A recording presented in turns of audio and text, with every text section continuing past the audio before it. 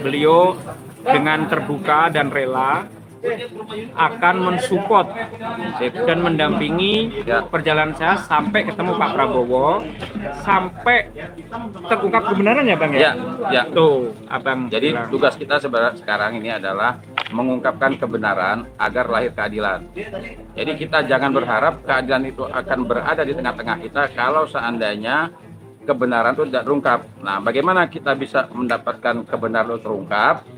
Satu-satunya jalan adalah buka handphone dan CCTV. Ya, kalau handphone dan CCTV itu dibuka, kita menjadi tahu kebenarannya apa yang terjadi di 2016 yang lalu. Oh, 1000%. 1000% saya dukung. Ya, gaspol. Gaspol. Kalau untuk penegakan keadilan, ya, mengungkapkan kebenaran, 1000% Herwanto dukung. Ya, all out. DPR RI yang terhormat Bapak Presiden Republik Indonesia, Bapak Jenderal Prabowo Subianto, mencintai Bapak, mohon kiranya memberikan atensi, memberikan perhatian yang maksimal terhadap kasus Vina Cirebon ini. 7 terpidana masih dalam penjara. Mereka ini menghabiskan hukuman sampai mati di dalam penjara. Kenapa? Seumur hidup dia. Nah, kalau seandainya kita berdiam diri, kita bertanggung jawab, ya. Ingat loh, yang terjadi terhadap 7 terpidana sekarang ini yang dalam penjara bisa terjadi kepada siapapun. Jadi kita harus bergerak. Saya mengajak nih kepada seluruh masyarakat, ayo ya, kita berusaha agar kebenaran terungkap, agar lahirlah keadilan. Semangat.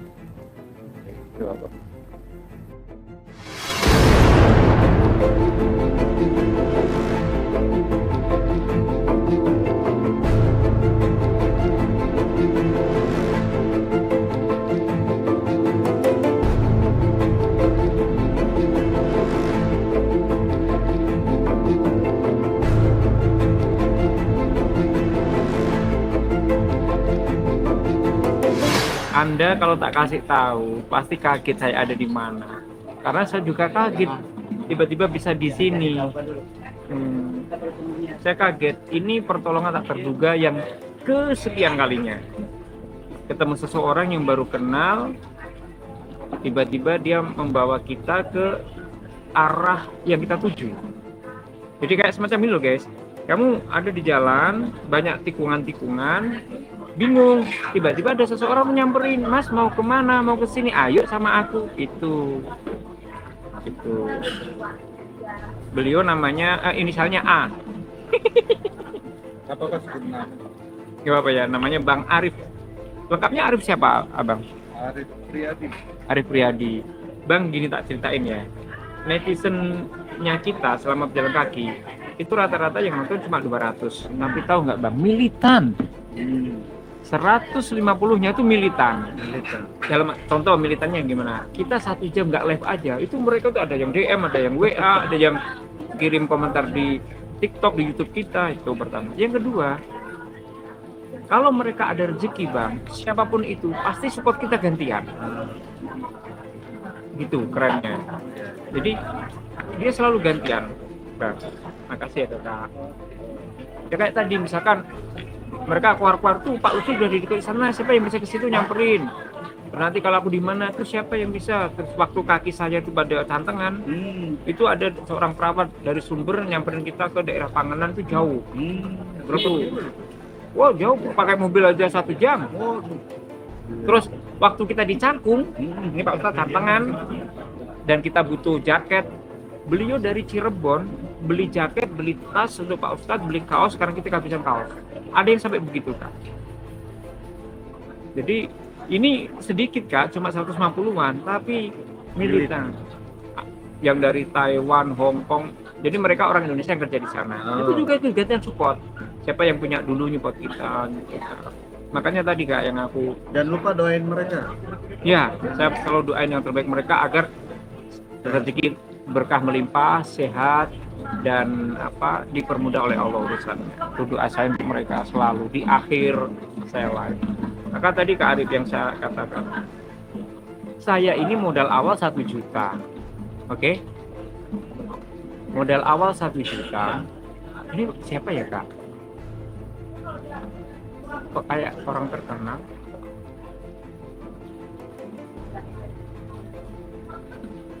Nah, modal awal 1 juta ya Kak. Dan itu pun nggak berupa cash semua kan.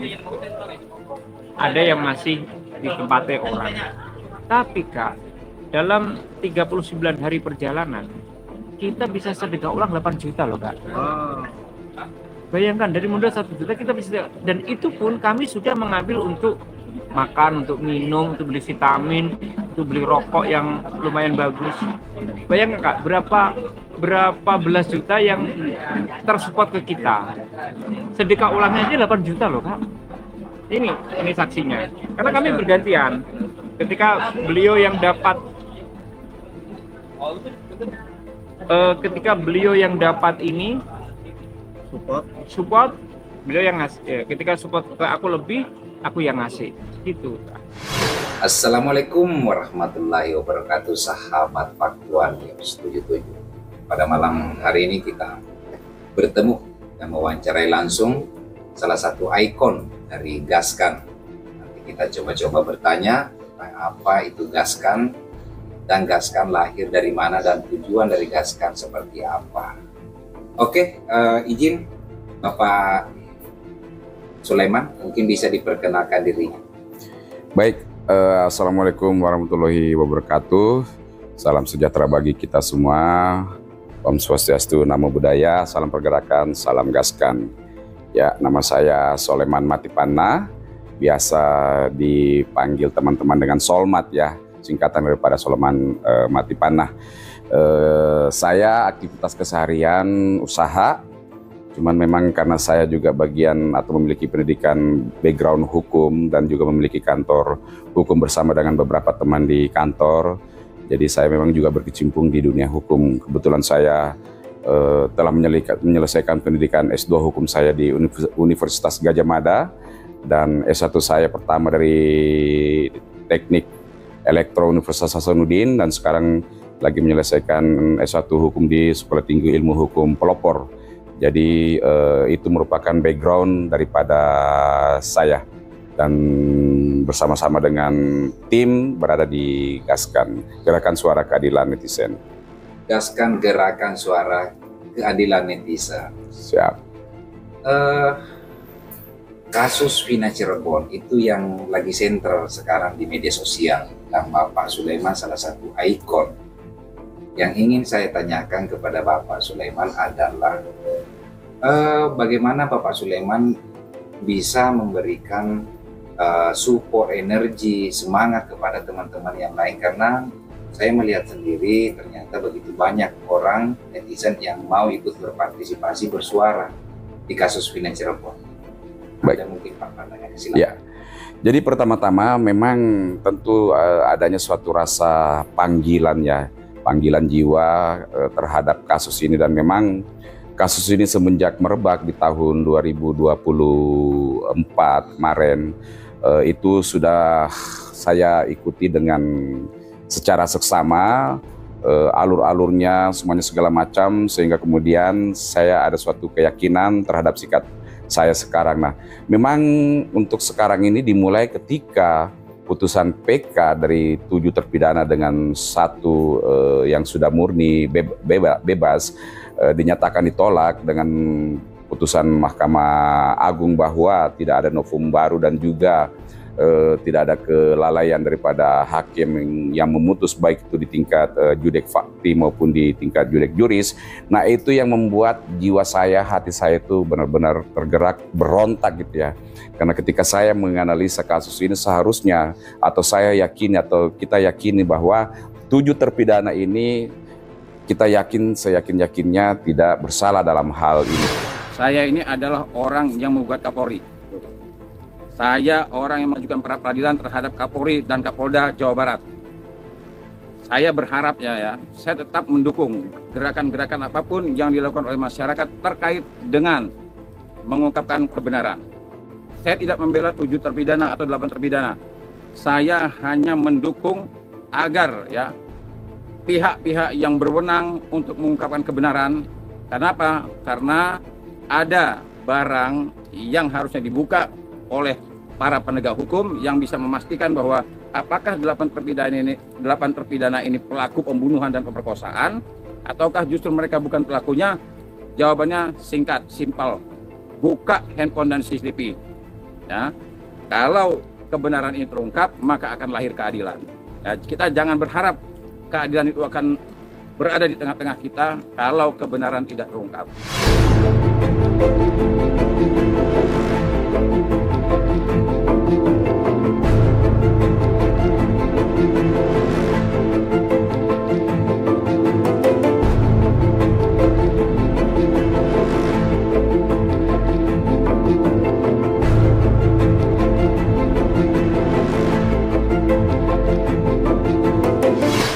Salah satu keajaiban yang betul-betul saya rasakan itu, Kak, bisa sedekah ulang 8 juta loh, Kak. Bayangkan itu kalau kita genggam, bisa HP bagus satu di HP bagus ya. Cuman pemikiran kita berdua, kebetulan itu kita lahirnya sama, Jumat Pon. Jadi banyak kesamaan. Nah, Jumat Pon itu memang Kak, welas asihnya tinggi. Nah, dapat chemistry-nya. iya, dari dapat. Nah, jadi ini loh pemikiran kita. Kalau support dari netizen berlebih kita genggam, artinya perjuangan ini nyari cuan kan. Tetapi supaya marwah perjuangan ini tetap, maka kita ambil secukupnya. Yang penting kita itu hidupnya layak, makanannya layak, vitamin layak.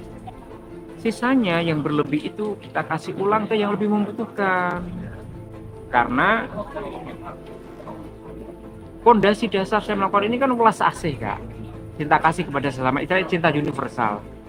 Yang turunannya adalah kemanusiaan. Lah kalau bayangkan, Kak, aku mau buat misi aksi kemanusiaan ya, Kak. Tetapi tiba-tiba aku menggembanyak uang dari sumbangan orang. Ketika di depan mata di jalan banyak yang membutuhkan, aku nggak kasih. Berarti kemanusiaanku di mana, Kak? Nah, gitu, Kak, yang Jadi kayak semacam peribahasa terima kasih ya. Iya. Kita terima. Diterima langsung kasih, kita ambil secukupnya. Dan, Kak, bukti nyata adalah ketika uang kita tinggal sedikit, tiba-tiba ada yang lapor, Kak, tolong dicek, ada titipan dikit, ada 150, ada 200, ada 300, bahkan ada 500 gitu. Jadi setiap dia sudah menipis, aku menipis, ada yang traktir, ada yang transfer gitu. Nah, ya kembali kita cek, oh ini cukup. Jadi kita tidak berpikir gini, itu kita pegang sampai sebulan depan gitu. Nah, itu bukan prinsip kami juga. Kami pengennya, karena percaya bahwa ketika kita tangan di atas, Allah juga ngasih dari atas gitu loh, Kak. Ketika kita berposisi tangan di atas, Kak Arif, Allah ngasih dari atas. Dan itu terbukti berkali-kali. Itu, Kak, yang membuat saya glowing. Karena rasa bahagianya tuh luar biasa loh, Kak. Bayangkan orang jalan kaki nggak kerja, malah bisa sedekah ulang. Sebanyak itu loh, Kak. Padahal kalau misalkan saya kaya raya, tidak serajin itu sedekahnya. Nah, itu loh hebatnya itu.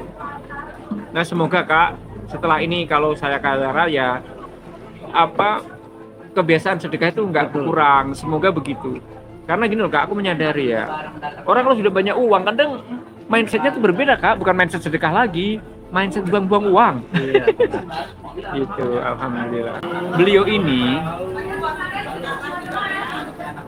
Beliau ini adalah seorang penunjuk jalan. Ketika saya ada di jalan, beberapa cabang jalan, beliau nyamperin saya, menunjukkan jalan ke arah itu tadi, ketemu Pak Prabowo. Nah, beliau ini namanya Mas Arif, wartawan senior juga, ya selevel dengan Bang Novril tadi. Dan beliau itu channelnya adalah Rasis Infotainment, yang followernya sudah 1,5 juta. Masya Allah kan, guys, saya diwawancarai sebuah channel YouTube yang followernya 1,5 juta.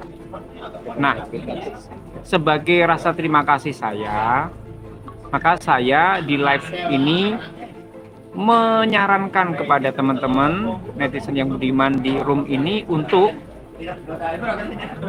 subscribe punya Bang Novril tadi, News Update 5278, dan ini yang terbaru adalah Rasis Infotainment yang followernya 1,5 juta. Logo profilnya itu tulisan rasis ya Kak, ada tulisannya rasis gitu. Nah, ini beliau ada di hadapan saya, tetapi beliau maunya di belakang layar, nggak mau disepil wajahnya. Dan saya nggak mau nyepil, karena apa? Sorry guys, gue kalah ganteng. Khawatirnya nanti Anda malah ngefan ke dia, nggak ngefan ke saya lagi. Sorry ya, dia itu lebih muda, lebih ganteng. Sorry ya, nggak disepil ya. Nanti saya kalah pamor, repot. Gitu. Pokoknya ini tempat yang top. Yang kalau saya sebutkan Anda pasti kaget. Kagetnya kenapa? Bukan karena tempat ini, bukan karena saya di sini, tetapi dengan misi yang saya bawa, saya ada di tempat ini. Wow, itu aku masuk aja deg-deg piro guys. Nah, mau nek diapa-apain gimana gitu. Karena berkaitan. Betul Mbak Tuti, saking semangatnya itu. Nah, jadi gini Kak Arif, supaya lebih kenal ya kita ya. Kalau lebih kenal kan asik tuh. Jadi kayak saudara kayak Bang Novil. Bang Novil tuh pernah ke rumah saya loh Kak. Oh, Nginep di sana. nanti deh kapan-kapan. Ya. Nah, terus gini. Saya itu kan gini Bang. Saya tuh waktu sama Bang Novil itu dipaksa buat channel YouTube. Saya itu waktu itu kan punya 2 HP. Di satu HP itu ada 2 channel YouTube. Jadi 4. Saking banyaknya channel, awal-awal doang Kak tak isi semua, habis itu lupa. Aku punya channel pribadi yang namanya Lutfi Ajaib. Oh, Itu sudah 3 tahun nggak tersentuh Kak. Saya kira udah nggak aktif kan. Maka ketika saya perjalanan ke sini jalan kaki, saya pakai channel kelompok, namanya Ngerusuk Channel. Ngerusuk Channel itu adalah channel untuk sitkom berbahasa Jawa kan, humor Jawa. Nah, karena saya memang aktif di situ, saya pakai itu. Nah, ternyata banyak yang menyarankan. Tadi saya tanya juga ke Pak Rawanto. Ya. Yang langsung kasih. Jadi kita ini punya penggemar fanatik Bang, nggak Mana? banyak, 150. Mana? Bentar ya, Abang tak spill dulu ya. Halo guys, ini adalah abang baru kita. Beliau seorang pengetara top, namanya Bang Herwanto. Bang Herwanto, yang waktu itu sudah kenal, Pak. Hah? Di akun saya sudah kenal. Oh iya dong. nah, Bang Herwanto Oh, ini Pak Herwanto tuh. Ya. Pak Herwanto ya. sekarang jadi saudara sama saya. Beliau dengan terbuka dan rela akan mensupport dan mendampingi Ya. perjalanan saya sampai ketemu Pak Prabowo, sampai terungkap kebenaran ya Bang Ya, ya. Tuh, Abang Jadi bilang. tugas kita sekarang ini adalah mengungkapkan kebenaran agar lahir keadilan. Jadi kita jangan berharap keadilan itu akan berada di tengah-tengah kita kalau seandainya kebenaran itu tidak terungkap. Nah, bagaimana kita bisa mendapatkan kebenaran itu terungkap? Satu-satunya jalan adalah buka handphone dan CCTV. Ya, kalau handphone dan CCTV itu dibuka, kita menjadi tahu kebenarannya apa yang terjadi di 2016 yang lalu. Benarkah mereka yang dituduh membunuh dan memperkosa ini pelakunya? Atau justru kalau seandainya handphone dan CCTV itu dibuka, akan kita menonton suatu kejadian yang sangat mengherankan. Bahkan bisa jadi orang yang selama ini kita anggap melindungi masyarakat, jangan-jangan ya dugaan kita bisa jadi mereka adalah pelakunya. Ya, kita pokoknya semangat, kita dukung Pak Lutfi, kita pokoknya mendukung kebenaran terungkap agar lahir keadilan. Semangat, Merdeka. merdeka. Allahu Akbar. Allahu Akbar. Jadi berbicara tentang panggilan, ada panggilan pribadi dan ada panggilan teman-teman semuanya. Kemudian itulah kita bersatu apa untuk memberikan pembelaan terhadap 7 terpidana yang kita yakini tidak bersalah. Dengan bagaimana caranya? Dengan kita terus menggaungkan, kita terus menarasikan, menjelaskan kepada teman-teman semuanya, sehingga teman-teman juga diajak. Dan ketika mereka punya satu pemikiran yang sama, keyakinan yang sama bahwa mereka itu tidak bersalah, nah itulah kemudian menjadi menguat, menjadi suatu komunitas, kemudian menjadi suatu gerakan, lahirlah gerakan Suara Keadilan Netizen yang dari berbagai macam latar belakang. Ada yang ahli hukum, ada yang pengusaha, ada yang tukang bersih-bersih, ada yang ibu rumah tangga. Semua kita bersatu karena panggilan jiwa, karena panggilan hati, berdasarkan keyakinan bahwa 7 terpidana ini mereka bukanlah pelaku pembunuhan tersebut, dan ditambah dengan satu yaitu Saka Tatal yang telah bebas murni tersebut. Biar ada penegasan. Betul nggak Pak? Ada narasi-narasi juga saya dengar-dengar di Komal-Komal bahwa ini ditunggangi. Ini ada pesanan nanti kasus ini menjadi kasus yang dimana akan membawa kasus-kasus lain. Betul nggak Pak? Kalau ini ditunggangin atau ada yang mendanai? Mungkin Bapak bisa menjelaskan dan memberi ketegasan. Baik, jadi bagi orang yang memiliki pendapat tersebut, pertama saya mau yakinkan bukan lagi 100%, 1.000.000%. Ini adalah gerakan murni, gerakan dari netizen, tidak ada yang menumpangin, tidak ada yang menunggangi sama sekali. Bagi ada yang berpendapat seperti itu, nanti kapan waktu boleh DM, datang ke kantor saya, bisa diskusi sampai tuntas bahwa memang ini adalah gerakan murni dari kita dan untuk kita. Bang, besok kan juga ada rencana tanggal 4 sendiri juga anggota gerakan 4 Februari ya? Gaskan itu juga akan Ya. demo aksi damai ke DPR untuk minta ketemulah masalah kartu DPR sendiri. Gimana Abang sepakat dan Kita urusin yang hal-hal yang bermanfaat ya, karena 8 terpidana masih butuh pemikiran kita, masih butuh waktu kita, masih butuh tenaga kita dalam rangka melahirkan keadilan. Bang tadi Gaskan.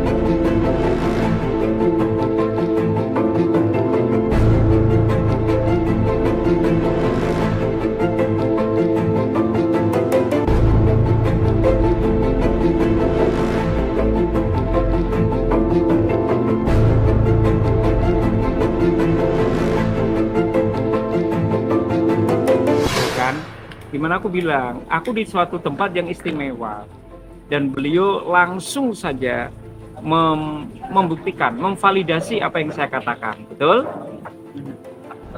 Abang Hermanto punya YouTube kan? Punya? Enggak ada itu. Enggak ada. Oh, TikTok. TikTok ada. Nah, Instagram ada. oke. Jadi begitulah guys, saya di tempat ini. Ini yang memperkenalkan Bang Arif, oke. Dan selain beliau, Bang Hermanto, saya dikenalkan satu lagi yang juga sama-sama mendukung kita. Insya Allah dukungan semakin banyak. Nah, ini adalah pertanda bahwa alam mendukung. Enakan 7 terpidana sekarang daripada ngurusin Agus, nggak bermanfaat Bang. Udah nggak bermanfaat. Nah, ini Abang Hermanto bilang dari Herwanto bilang bahwa daripada ngurusin Agus gak bermanfaat, mending ngurusin 7 terpidana. Ya, ini pada tahu Pak Herwanto, Bang, kata. Iya ya. Saya kan baru tahu. Iya. Kalau orang nggak kenal sama saya Pak, Bapak doang nggak kenal sama saya Pak. Iya. Saya kenalnya Farka atau sorry ya, Bang. Ini punya ibu kan? Iya, punya ibu-ibu. Jadi Bang, sebenarnya kalau seandainya mana ini kok nggak ada ini ya? Oh iya. Ada. Jadi sebenarnya orang-orang ini kan sebenarnya banyak yang kenal sama saya. Tuh kan salah nama tuh. Jadi saya justru Nggak terima dia, nggak terima. Tuh ini kan jadi sebenarnya gini. Sekarang ini saya, kenapa ketika media mau wawancara saya menolak. Kalau seandainya temanya Agus. Nah menurut saya kita ini ya ketika diberikan kesempatan, diberikan waktu, berada di posisi, umpamanya di televisi, di media.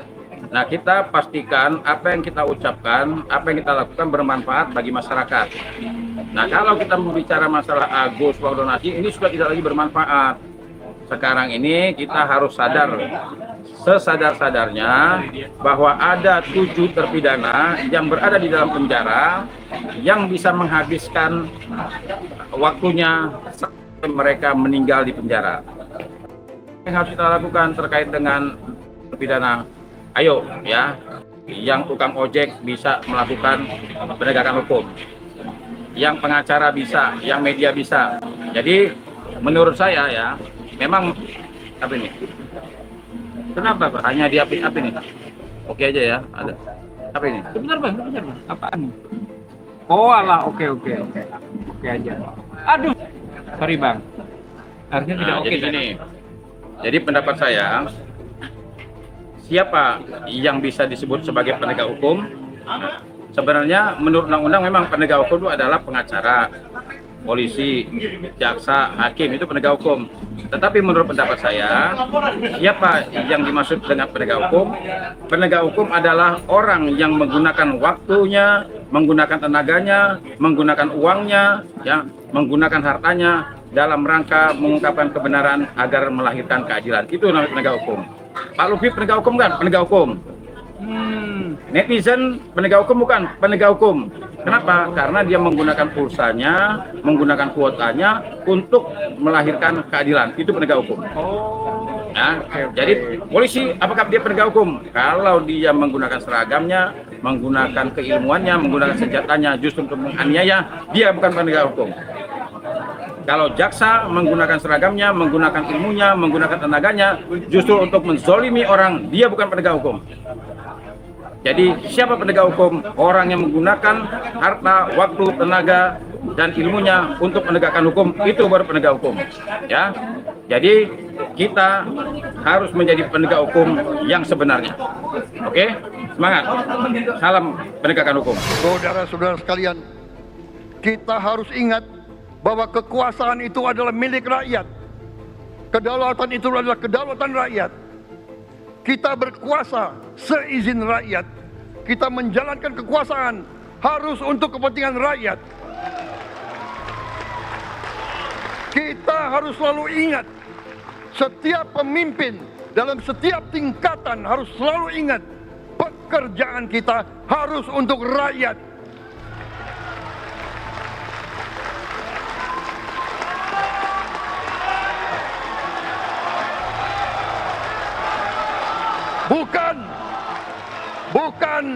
Bukan kita bekerja untuk diri kita sendiri.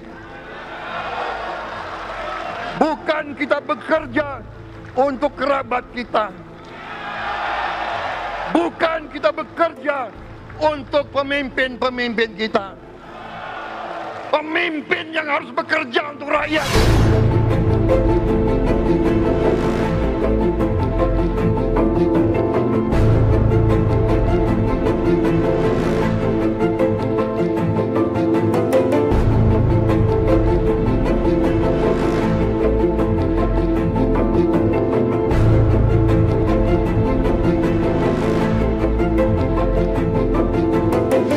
Luar biasa guys.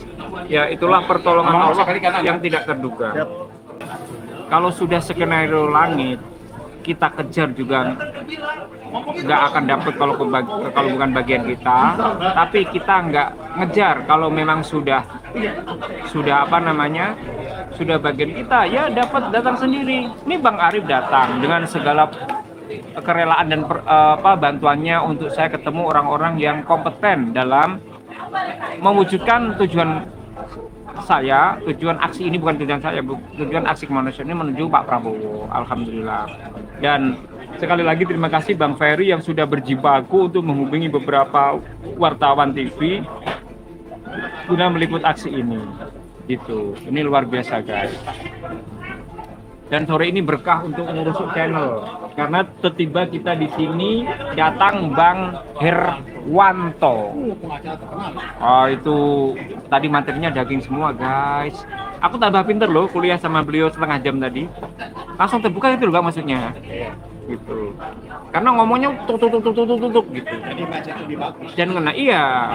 Ini perbaikan mindset. Dan itu rezeki yang tak terduga loh Bang namanya. Gitu. Coba kalau aku ketemunya berbeda, malah diajak yang enggak ya kan? walaupun belum ketemu Pak Prabowo, tapi langkah menuju ke sana serasa semakin dekat. Jadi tidak ada satupun kepentingan kelompok ataupun kepentingan oknum, kepentingan kekuasaan yang ada di dalam gerakan Gaskan ini. Murni panggilan hati, murni panggilan jiwa. Dan ini memang konteksnya spontan.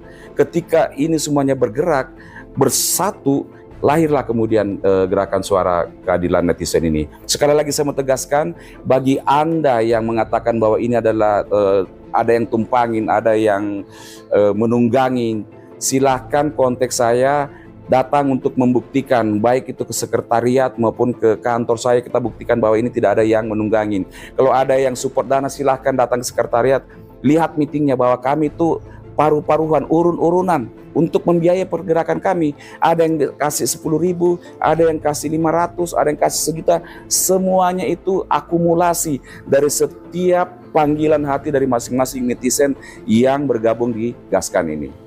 Oke, siap. Terima kasih. Terus, apakah demo ini akan berulang-ulang atau demo ini hanya satu kali saja?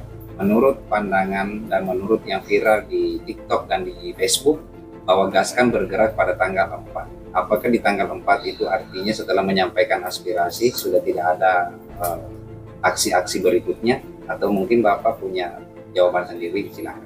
Baik ya, jadi memang puncak daripada gerakan kita untuk tahap pertama ini adalah kita melakukan aksi damai ya, targetnya sekitar 500 peserta di depan DPR RI. Kemudian kami meminta untuk bisa diadakan suatu audensi ya dengan teman-teman DPR RI, secara khusus itu adalah Komisi 3. Nah, bagaimana kalau ternyata tidak ada tanggapannya DPR RI? Bagaimana kalau ternyata kita dikesampingkan oleh DPR RI? Nah, kalau kami digaskan ya kami akan turun lebih banyak lagi. Tetapi kembali lagi, karena ini memang murni gerakan sosial masyarakat netizen, kami akan kembalikan ke netizen. Kita akan kembalikan netizen. Teman-teman Gaskan, netizen masih mau support kita dalam kondisi tidak direspon dengan baik. Kalau teman-teman semuanya masih berespon dengan baik, masih mau terus bersemangat, kita semua yang memang memberikan perhatian, kita akan turun lagi sampai benar-benar mendapatkan respon. Tapi tentu dengan koridor-koridor yang damai ya, karena kita bukan mau anarkis. Tapi kita yakinkan bahwa teman-teman di DPR melalui Komisi 3 ini yang mungkin mereka sudah monitor bahwa kami ini orang-orang yang niatnya baik, dan kami yakini bahwa Bapak Presiden Republik Indonesia Bapak Prabowo Subianto sebagai presiden yang baru, pemerintahan yang baru, memiliki suatu keinginan kuat penegakan, baik itu penegakan ekonomi maupun penegakan hukum. Dan kami yakin bahwa ketika nanti tanggal 4 Februari teman-teman di DPR RI yang dalam hal ini Bapak Dr. Habibur Rahman sebagai Ketua Komisi untuk Komisi 3 yang juga adalah bagian daripada Partai Gerindra, di mana beliau itu adalah satu partai dengan Bapak Presiden Republik, akan memberikan kita ruang untuk menampung apa yang menjadi aspirasi kita, dan mudah-mudahan diberikan ruang yang lebih lebar untuk diadakan rapat dengar pendapat bersama-sama dengan bapak-bapak dan mungkin ada pihak-pihak lain yang lebih berkepentingan. Tadi juga ada rasis juga meliput salah satu warga dari Jepara datang berjalan kaki ke istana untuk. Oh ya, itu ada orangnya. Terus gimana Bang untuk pengorbanan dia sendiri? Dan ini luar biasa. Jadi saya tadi sudah ngobrol sama dia. Kalau seandainya ada putusan pengadilan yang menghukum atas ketidakadilan bagi mereka yang tidak melakukan kejahatan, apa yang kita lakukan? Ada yang jalan kaki. Ini satu reaksi ya. Semua punya reaksi. Saya pengacara, reaksi saya gugat Kapolri, pra peradilan Kapolri dan Kapolda. Ya kan? Media kejar-kejar kita. Nah, itu reaksi semua kan? Artinya semua manusia ketika dia melihat ketidakadilan, maka dia akan bereaksi. Ada yang bereaksi membela yang jahat, ada yang bereaksi membela yang benar. Nah, ini semua manusia berbeda-beda. Tetapi saya luar biasa memberikan jempol ya, kalau perlu 4 kepada orang-orang yang benar-benar memiliki semangat untuk melahirkan keadilan. Luar biasa.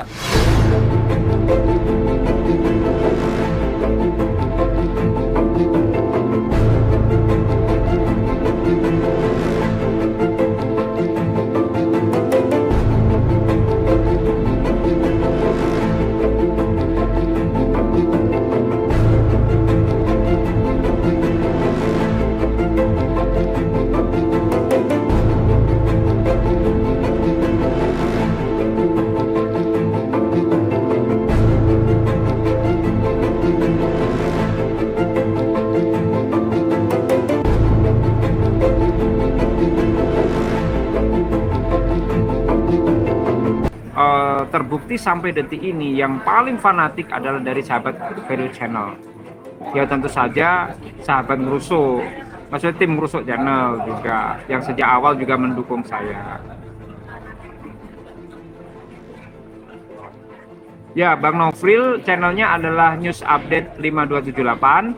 Bang Arif, Rasis Infotainment. Tolong guys, Rasis Infotainment, yes. Subscribe ya, Bang Arif. Luar biasa. Terima kasih, Ustaz.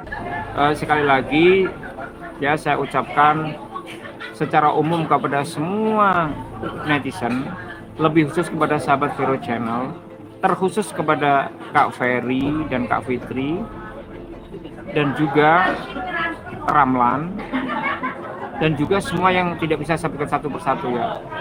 Langkah saya sampai sejauh ini.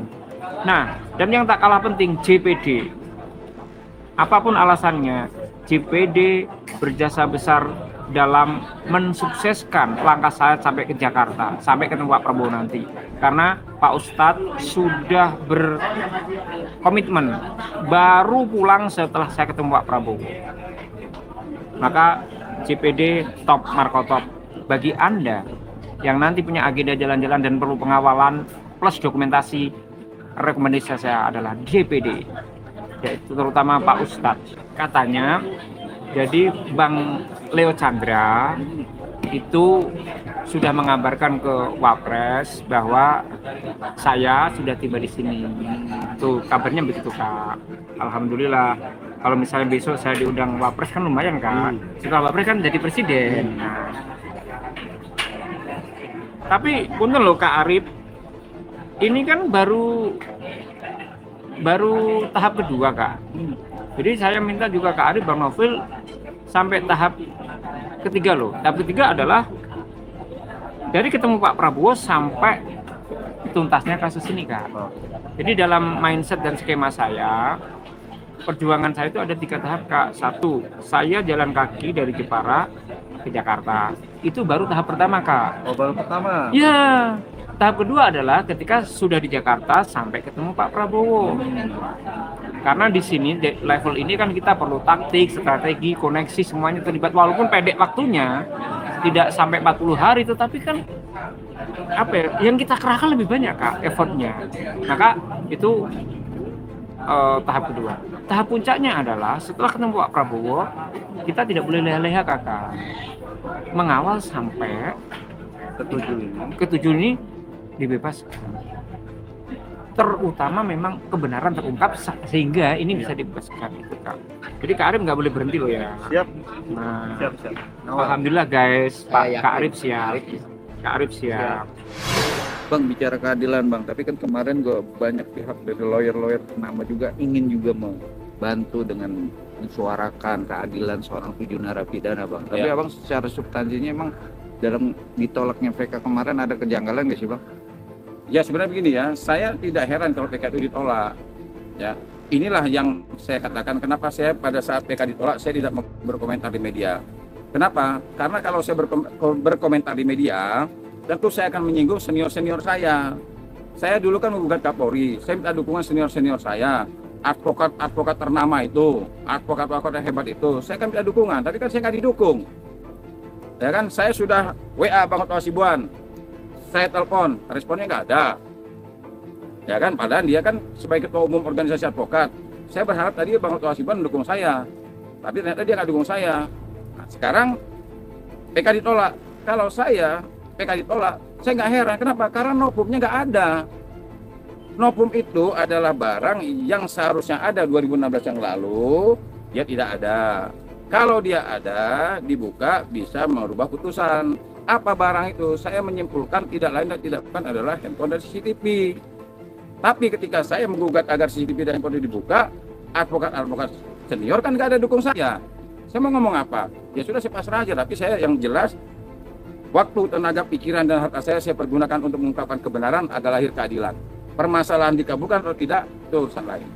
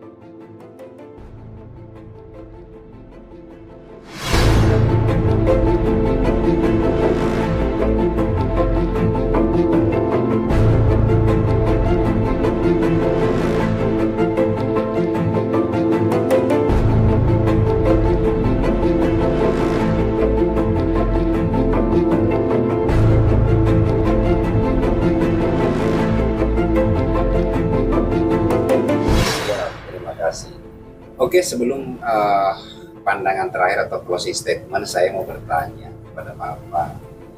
Sebagai penanggung jawab, tentu risikonya tidak mudah. Apa saja yang diperbolehkan dan apa yang tidak diperbolehkan untuk peserta? Silakan. Baik, jadi kalau risiko udah pasti dimanapun kita berada ada risikonya ya. Kita di pinggir jalan lagi tidur, kalau memang Tuhan yang Maha Esa memanggil kita, berangkatlah kita sudah kembali ke alam baka gitu ya. Pasti ada risikonya, tetapi kita harus meminimalisir semaksimal mungkin supaya tidak ada risiko. Yang pertama, aksi ini harus damai. Ini yang persyaratan pertama. Kedua, bagaimana caranya supaya damai? Ya tentu panitia membuat suatu sistem cara-cara tertentu supaya ini bisa terkontrol dengan baik. Dan himbauan-himbauan misalnya tidak boleh pembawaan senjata tajam, pembawaan narkoba, pembawaan miras, itu pasti kita akan sampaikan.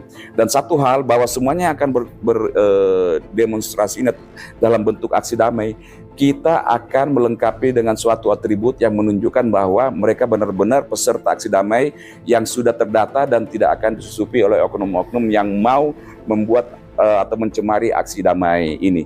Jadi kami pastikan aksi damai ini akan berjalan dengan baik, dan ada tim keamanan juga dari panitia yang akan mengamankan aksi damai ini di samping tim pengamanan daripada pihak kepolisian. Siap. Jadi perkara kasusnya Vina dan Pegina lebih positif ya Bang? Gimana? Untuk dibongkar lagi Bang? Oh iya dong. Sekarang gini loh, 7 terpidana masih dalam penjara. Mereka ini menghabiskan hukuman sampai mati di dalam penjara. Karena apa? Seumur hidup dia. Nah, kalau seandainya kita berdiam diri, kita bertanggung jawab ya. Ingat loh, yang terjadi terhadap 7 terpidana sekarang ini yang dalam penjara bisa terjadi kepada siapapun.